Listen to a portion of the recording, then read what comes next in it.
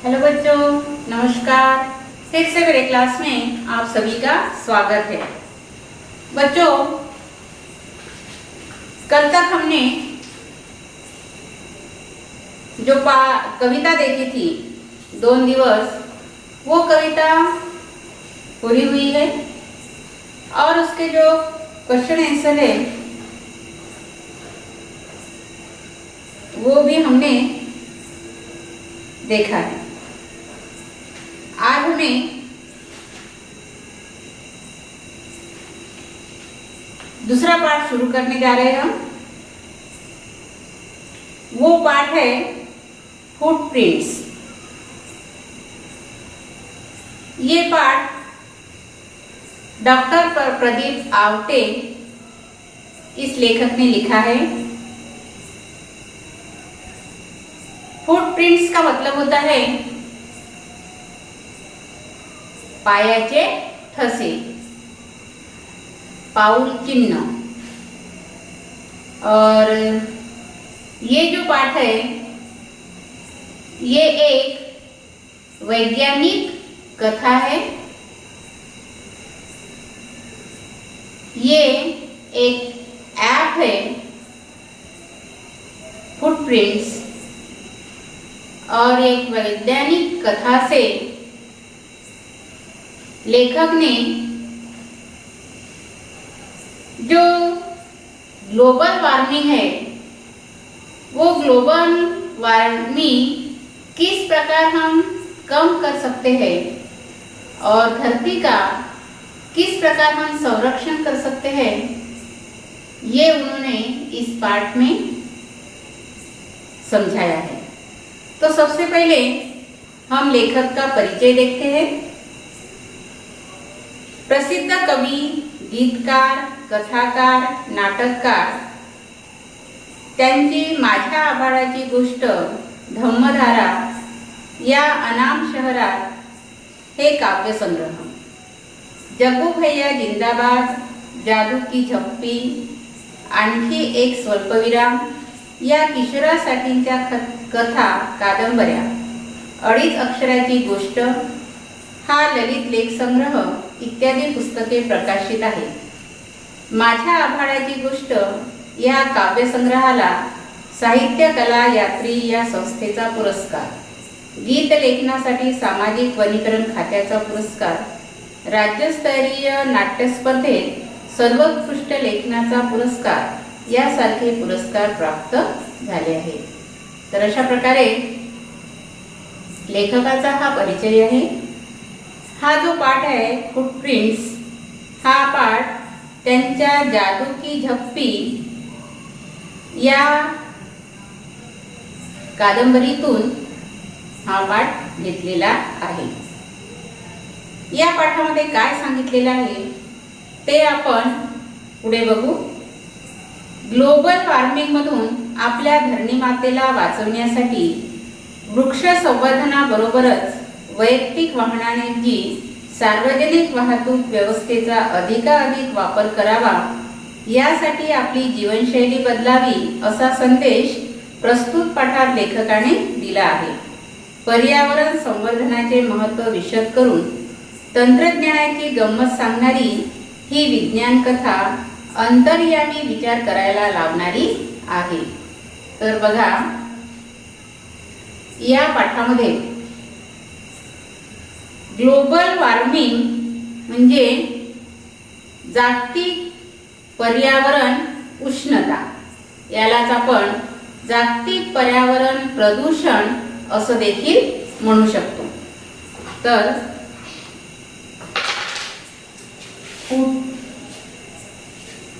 Footprints पहिले लिहा।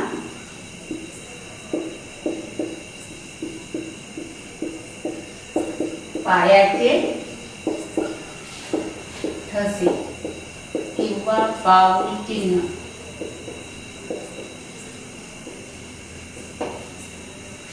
दुसरं ग्लोबल वॉर्मिंग,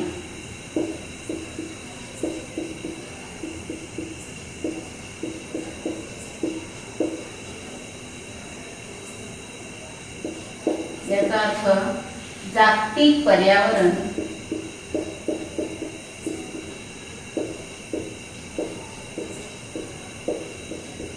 उष्णता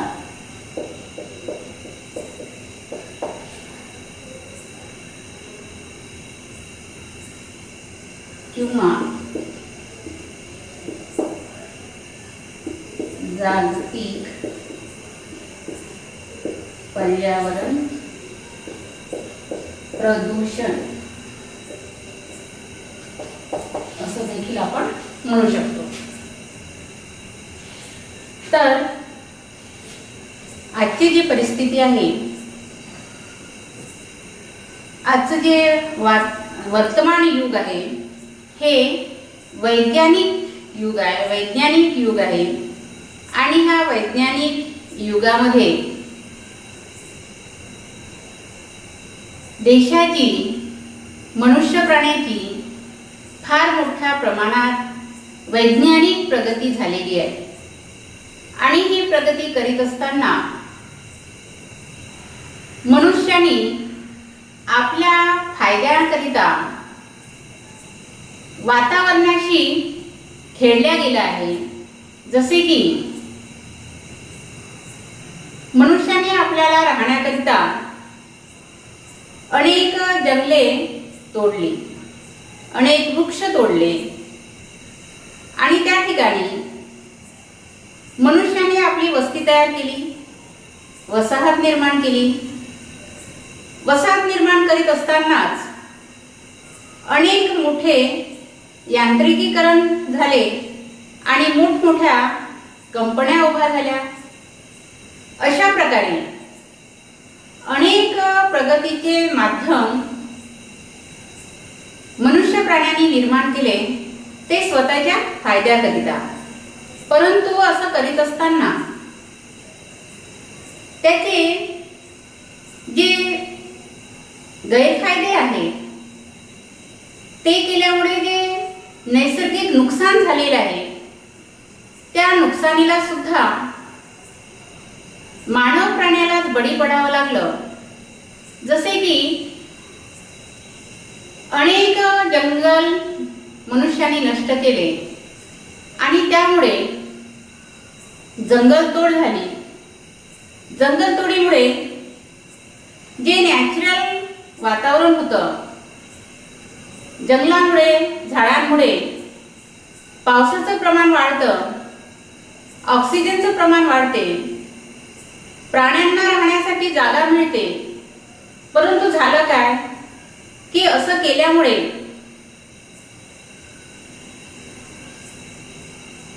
पाऊस कमी पडायला लागला.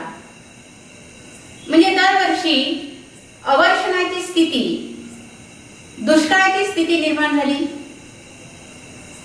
त्याचा मानव जीवनावर फार मोठा परिणाम झाला.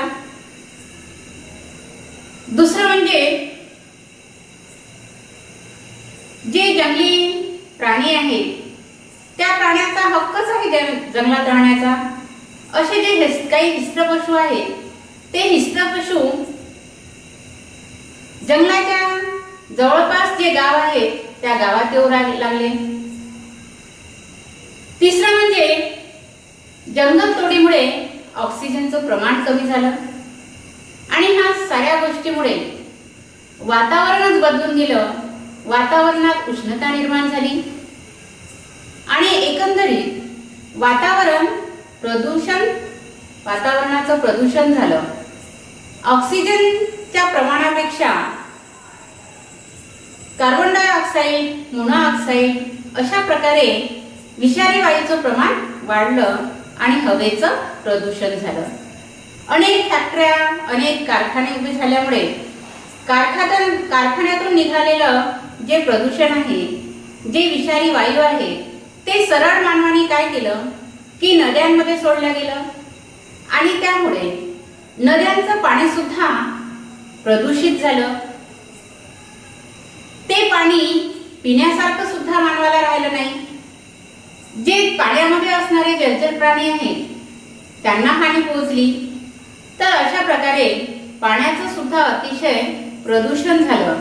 गंगासारख्या पवित्र नदीचं पाणी सुद्धा पिण्यासारखं राहिलं नाही, की जे पाणी एक तीर्थ म्हणून घेतल्या जात असे, परंतु ते तोंडातही घेण्यासारखं राहिलेलं नाही, अशा प्रकारची स्थिती अनेक नद्यांची आणि वातावरणाची झाली.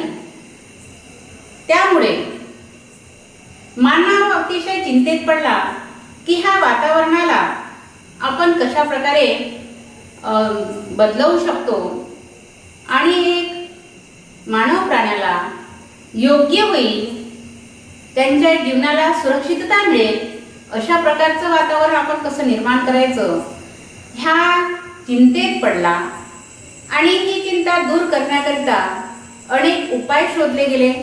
पहिला उपाय हा आहे की धरणीवर अशा प्रकारचं वातावरण निर्माण झालं तर या धरणीला, या पृथ्वीला कसं वाचवायचं, त्याकरता पुन्हा मानवाने वृक्ष लावणं सुरू केलं. वृक्ष लावणे, वृक्ष वाढविणे, वृक्ष जगविणे अशा प्रकारची मोहीम सुरू केली. आणि ह्या वृक्ष संवर्धनाबरोबरच अनेक काही जे उपाय आहेत ते उपायही सुरू केले. वैज्ञानिक दृष्टिकोनातून जे जे काही करता आलं ते करण्याचा प्रयत्न मानव करतो आहे. हा एक वृक्ष संवर्धन करून पृथ्वीला या प्रदूषणापासून, या ग्लोबल वॉर्मिंग पासून वाचवण्याचा हा एक मार्ग आहे. परंतु दुसरा मार्ग असा आहे की या पाठामध्ये सांगितलेलं आहे की हवेचं जे प्रदूषण होते, आज या वैज्ञानिक युगामध्ये प्रत्येक माणूस स्वतःच्या वाहनाने जातो. पाहिलं तर प्रत्येकाच्या घरी 2-2, 4-4 गाड्या दिसतात. आणि आजचा हा वर्तमान स्थितीतली जी पिढी आहे, ही पिढी पैदल चालणे, पायी चालणे त्यांना माहीतच नाही. तर थोड्याशा दूर एखाद्या दुकानात जरी जायचं असेल तरी परंतु ते गाडीनेच जातात. पैदल 1-2 किलोमीटर चालणे हे त्यांना माहीतच नाही, किंवा जवळपास कुठे जायचं आहे तर पैदल जाऊन आपले काम करावे असं नाही. तर प्रत्येक जण समजा गाडीनेच गेला तर त्यामुळे गाडीपासून निघणारा जे धूर आहे आणि त्या धुरातून कार्बन डायऑक्साईड, कार्बन मोनोऑक्साईड अशा प्रकारचे जे अत्यंत विषारी वायू आहे ते विषारी वायू बाहेर पडतात आणि वातावरण अतिशय प्रदूषित होत असते. म्हणून या पाठामध्ये लेखकांनी सांगितलेले आहे की वैयक्तिक वाहनाऐवजी सार्वजनिक वाहतूक व्यवस्थेचा अधिकाधिक वापर केला पाहिजे. या पाठामध्ये तर सांगितलेलं आहे. परंतु प्रत्येक माणूस असा जर म्हणायला लागला की मी एकट्याने गाडी नाही चालवली किंवा तर असा काय फरक पडणार आहे, परंतु नाही. प्रत्येक कामाची सुरुवात ही प्रत्येक माणसाने स्वतःपासून केली पाहिजे, तर त्याचा परिणाम मात्र समाज व्यवस्थेवर आणि वातावरणावर होतोच. तर ही गोष्ट या ठिकाणी लेखकांनी पटवून दिलेली आहे. आणि हे सारं करीत असताना प्रत्येकाने असं म्हणू नये की मी एकट्याने जर काही केलं तर असा काय फरक पडेल. तर त्यासाठी लेखक म्हणतात की आपली जीवनशैली बदलावी असा संदेश प्रस्तुत पाठात लेखकांनी दिलेला आहे. तर लेखक म्हणतात की प्रत्येक काम हे गाडी घेऊनच केलं पाहिजे, गाडी चालवूनच गेलं पाहिजे, पैदल चालायचंच नाही असं मात्र नाही. तर वातावरणाला योग्य असं करण्याकरता, मनुष्याच्या जीवनाला चांगला लाभे, वातावरण लाभे असं वातावरण निर्मिती करिता आपली जी जीवनशैली आहे, जीवन जगण्याची जी पद्धत आजच्या पिढीने जी अवलंब केलेली आहे त्या जीवनशैलीमध्ये बदलाव करणं अत्यंत आवश्यक आहे. अशा प्रकारचा संदेश या पाठामध्ये लेखक देतात.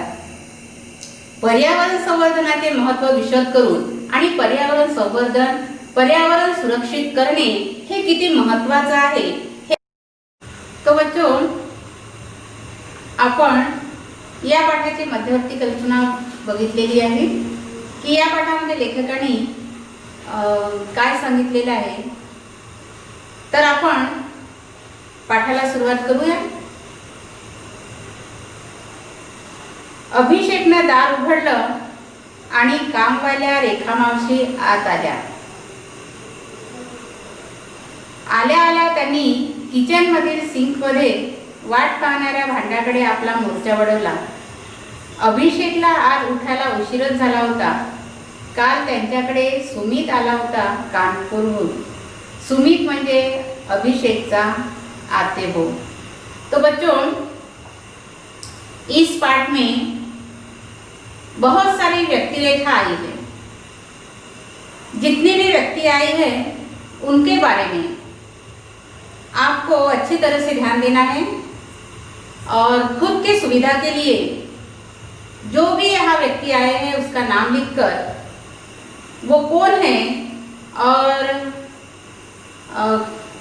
उन्होंने क्या कहा है और किसको कहा है, ये आप अपने सुविधा के लिए लिख के रखना है. जैसे कि अभिषेक, मैं यहाँ लिखती हूँ. जितने भी लोग आए हैं उनके नाम मैं यहाँ लिखती.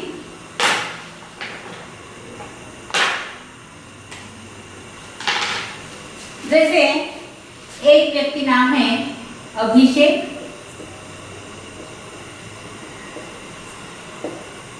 और दूसरा नाम आया है रेखा मावशी,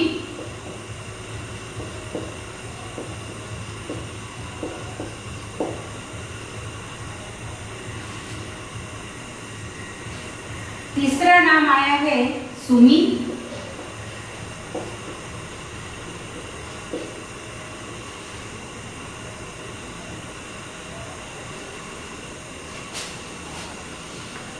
तो देखो अभिषेकनी दार उघडलं. वक्त है सुबह का और अभिषेक ने जैसे ही दरवाजा खोला आणि काम वाल्या रेखा मावशी आत आया. तो काम करने वाली जो बाई थी, झाड़ू पोछा लगाने वाली, बर्तन मांजने वाली जो बाई थी, वो अंदर आई. यानी अभिषेक जब उठा तो बहुत यानी देरी हुई थी. जैसे कि काम वाली बाई भी काम करने के लिए घर में आ गई थी. आल्या आल्या त्यांनी किचनमधील सिंकमध्ये वाट पाहणाऱ्या भांड्याकडे आपला मोर्चा वळवला. तर रेखा मावशी ही घरचे काम करणारी, भांडी घासणारी, झाडू पोछा लावणारी बाई आहे. आणि ती आल्या आल्या सिंकमध्ये ठेवलेले जे रात्रीचे भांडे होते घासण्याकरता ठेवलेले, ते भांडे घासण्याकरता धुण्याकरता ती गेली. अभिषेकला आज उठायला उशीरच झाला होता. अभिषेक आज उशिरा उठला होता. काल त्यांच्याकडे सुमित आला होता कानपूरहून. उशिरा उठण्याचं कारण हे आहे की काल त्यांच्याकडे सुमित आला होता. सुमित हा कानपूरला राहणार आहे आणि कानपूरहून तो अभिषेकच्या घरी आला. सुमित म्हणजे अभिषेकचा आतेभाऊ. आता बघा या ठिकाणी नाते वगैरे दिलेले आहेत, तर नाते पण लक्षात ठेवायचं की सुमित कोण आहे, अभिषेक कोण आहे, रेखा मावशी कोण आहे, हे सुद्धा विद्यार्थ्यांनी लक्षात ठेवायला पाहिजे.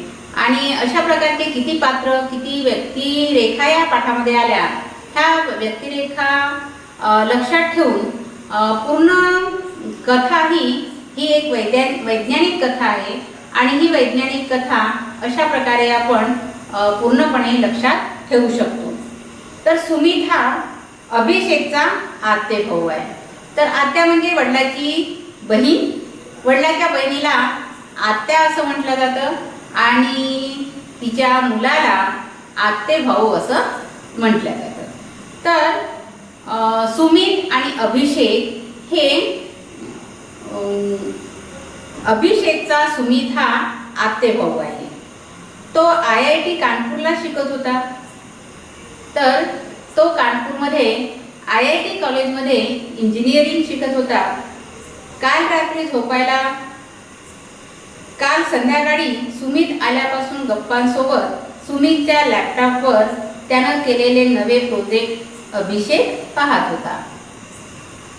तर सुमित आल्यामुळे सुमितची खूप वेळपर्यंत गप्पा गोष्टी झाल्या आणि त्यांनी लॅपटॉपवर जो प्रोजेक्ट तयार केला होता त्या प्रोजेक्टची माहिती किंवा प्रोजेक्ट तो दाखवत होता आणि त्यामुळे यांना झोपण्याकरिता रात्रीचे 2 वाजले होते आणि त्याच कारणाने अभिषेक सकाळी उशिरा उठला.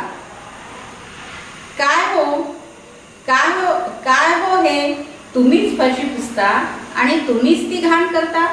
आता हे प्रश्नार्थक चिन्ह आहे आणि हे कोणी म्हटलेलं आहे हे बरोबर लक्षात ठेवायचं आहे. या वाक्याला अंडरलाईन करून ठेवा. हॉलमधून स्नेहलचा आवाज आला. तर ही स्नेहल नंतरचं व्यक्तिरेखा आहे स्नेहल.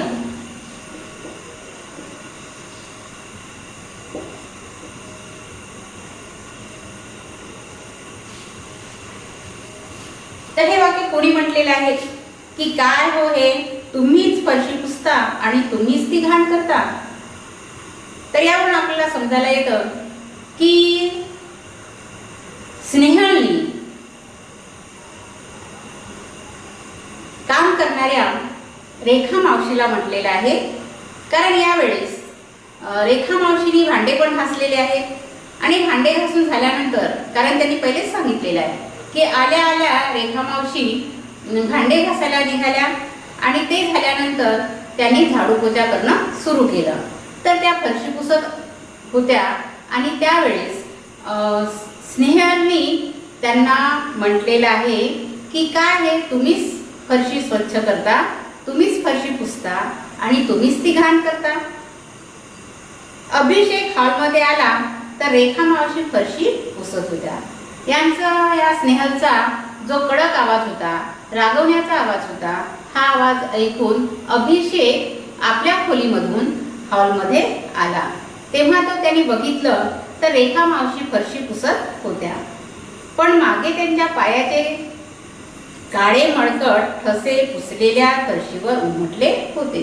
त्यांनी जेव्हा लक्ष दिलं, त्यांनी जेव्हा बघितलं तर रेखा मावशी हा फरशी पुसत आहे परंतु फरशी पुसलेल्या ठिकाणी त्या जशा समोर समोर जात होत्या पुसत असताना तर त्यांच्या पायाचे काळे ठसे पण पुसलेल्या जागेवर उमटत होते आणि म्हणूनच स्नेहल आतूनच ओरडली रेखा मावशीवर की तुम्हीच फरशी पुसता आणि तुम्हीच मात्र काळे डाग पाडता. स्वच्छतेची भोक्ती असलेली स्नेहल त्यामुळे त्रासली होती.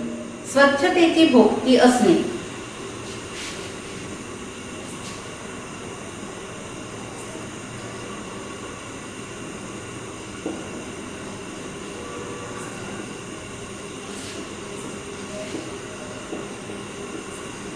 म्हणजे स्वच्छतेची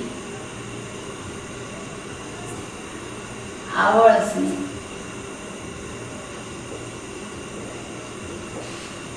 तर स्नेहलला घाण पसंत नव्हती. ती अतिशय स्वच्छता राखणारी मुलगी आहे आणि त्यामुळे तिला अगदी राग आला की तुम्हीच फरशी पुसता, तुम्हीच स्वच्छ करता आणि तुम्हीच मात्र तिला घाण पण करता. रेखा मावशी बिचाऱ्या वरमल्या होत्या आणि हे ऐकून रेखा मावशी अगदी नाराज झाल्या की खरंच आहे मी स्वच्छ करते आणि माझ्याच पायाचे काळे ठसे उमटतात आणि माझ्याचमुळे फरशी खराब होते. ह्या विचाराने त्या पण थोड्या नाराज झाल्या. परंतु नाराज होऊन त्या चूप बसल्या नाही तर त्यांनी स्पष्टपणे उत्तर पण दिलेलं आहे स्नेहलला.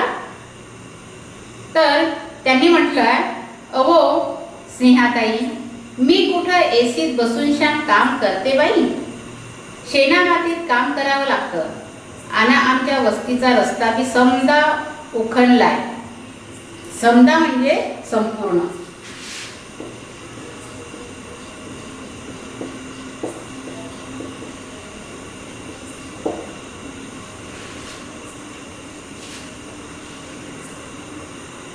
समधी धूळ लागती पायासनी. पायासनी म्हणजे पायाला.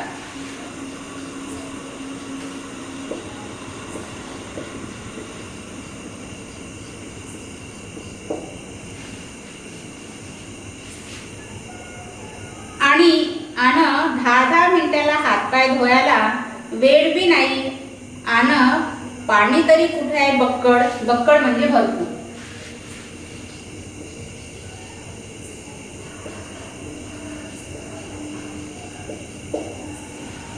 तर अशा प्रकारचं उत्तर रेखा मावशीनी स्नेहाला दिलेलं आहे. त्यांनी आपल्या भाषेमध्ये उत्तर दिलेलं आहे. स्नेहा मावशी म्हणतात रेखा मावशी म्हणतात स्नेहाला की स्नेहाताई, मी एसीत बसून थोडी ना काम करते. मी 10 घरी काम करणारी बाई. शेणामातीत मला काम करावं लागतं आणि माझ्या घरापासूनचा तुमच्या घरापर्यंत येणारा किंवा इकडे तिकडे जाणारा रस्ता सुद्धा पूर्ण उखडलेला आहे आणि त्यामुळे संपूर्ण धूळ माझ्या पायाला लागते. आणि असून सुद्धा 10-10 मिनिटाला हातपाय धुवायला मला वेळ तरी कुठे आहे. आणि तसं धुतोय म्हटलं तरी परंतु माझ्या घरी तेवढं पुष्कळ पाणी पण नाही. ह्या साऱ्या अडचणी आहेत. मी एसीत बसून सुखासीन राहिलेली बाई नाही. मला सतत काम करावं लागतं आणि त्यामुळे माझ्या पायाला धूळ लागलेली असते. तर अशा प्रकारचं स्पष्ट उत्तर रेखा मावशीने स्नेहलला दिलं.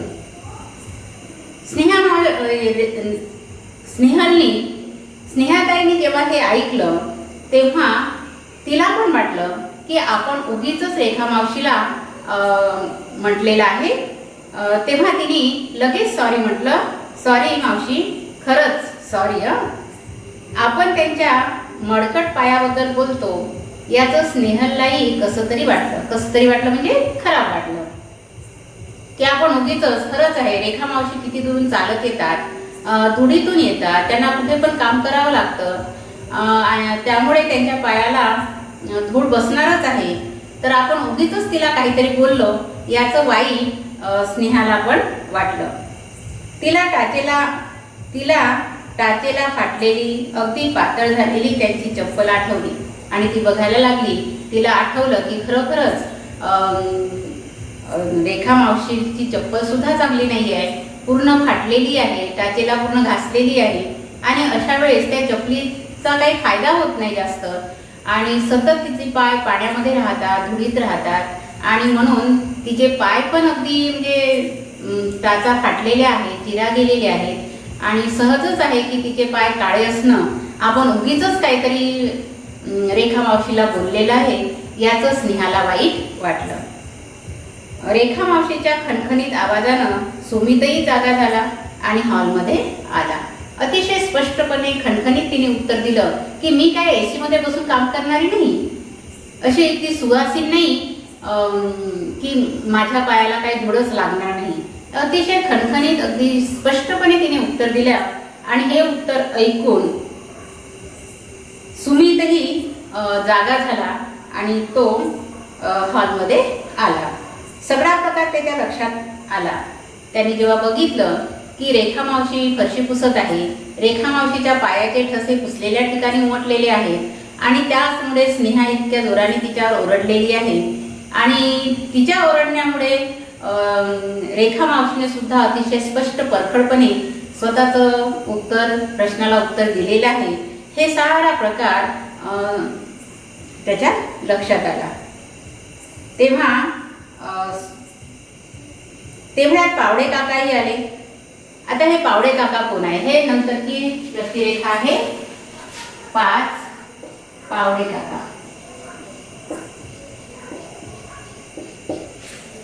आणि हे सारं संभाषण सुरू असतानाच तेवढ्यात पावडे काका पण त्यांच्या घरी आले. फरशी पुसणाऱ्या रेखा मावशीचं लक्ष पावडे काकांच्या तळव्याकडे गेलं. त्याने जशीच एंट्री केली घरामध्ये तसंच रेखा मावशीचं लक्ष पावडे काकाच्या तळव्याकडे पायाकडे गेलं. पावडे काकाचे पाय तिला एकदम गोजिरा गुलाबी तडवा, कुठं चिरण्या नाही की काही नाही, एकदम लोण्यागत पाय आहे काकांचा. रेखा मावशी स्वतःशीच फुटफुटल्या. म्हणजे स्वतःशीच त्याने म्हटलं की माझे पाय कसे आहेत, अतिशय चिरण्या गेलेले आणि चिऱ्या गेलेले, पायाला अतिशय धूळ लागलेली आहे आणि पावडे काकाचे जे पाय आहेत ते अतिशय गोजिरे आहेत, गुलाबी गुलाबी आहे, त्यांच्या पायाला एक सुद्धा चिरा गेलेला नाही. अशा प्रकारे ती मनातल्या मनातच स्वतःशीच पुटपुटली. मातीत आणि त्यांनी स्वतःच्या पायाकडे पाहिलं आणि स्वतःच्या पायाकडे तिने बघितलं. पायाला कितीतरी चिरण्या पडल्या होत्या. चिरण्या म्हणजे चिऱ्यात.